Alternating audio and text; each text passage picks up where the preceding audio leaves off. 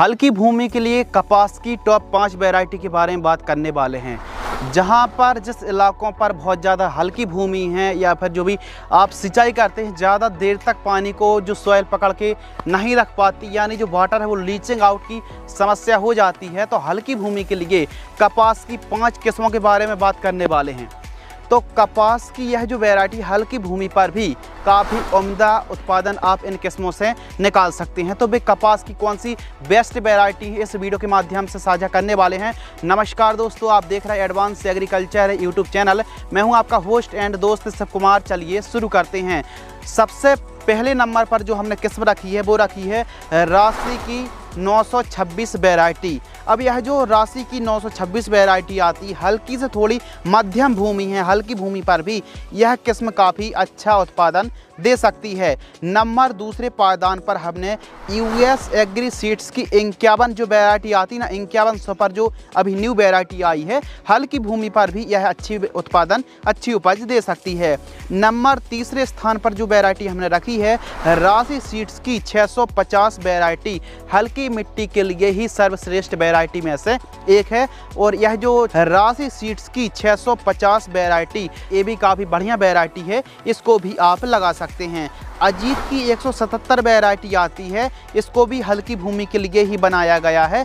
राशि की एक वैरायटी आती है दोस्तों 776 वैरायटी, हल्की भूमि और मध्यम भूमि दोनों प्रकार की सॉइल पर आप इस वैरायटी को लगा सकते हैं। हल्की भूमि पर भी राशि की 776 वैरायटी काफ़ी बढ़िया उत्पादन देने के लिए बढ़िया वैरायटी। अब देखिए, हल्की भूमि पर आप कपास की खेती कर रहे हैं तो इन 5 किस्मों को लगा सकते हैं, लेकिन बुआई के समय गोबर की खाद 2 ट्रॉली और जिप्सम 50 किलोग्राम का आपको प्रयोग अवश्य करना चाहिए। इससे जो पैदावार है ना और जो बढ़वार है वो काफ़ी अच्छी होती, फसल हरी भरी रहती है। और हाँ, सरसों की खली यदि आप प्रयोग करेंगे 50 किलोग्राम बुआई के समय, तो रिजल्ट बहुत अच्छे आने वाले हैं। यदि आप हल्की भूमि पर कपास खेती कर रहे हैं तो पौधे से पौधे की दूरी आपको 2 से 3 फीट रखनी है और लाइन से लाइन की दूरी आपको लगभग 4 फीट के आसपास रखनी चाहिए। और जब आपकी 50-60 दिन 70 दिन के आसपास कपास हो जाए तो उस समय सल्फर जो बेंटोनाइन सल्फर आती है ना, इसका प्रयोग आपको अवश्य करना है 4 से 5 किलोग्राम 1 एकड़ में। इसके अलावा बेसल डोज में 2 ट्रॉली गोबर की खाद, डीएपी या फिर एनपीके 12-32-16 दोनों में से कोई एक है 50 किलोग्राम से लेकर 75 किलोग्राम का प्रयोग करना चाहिए। और एमओपी म्यूरेट ऑफ पोटाश 60% वाली आपको प्रयोग करना चाहिए 30 किलोग्राम के आसपास।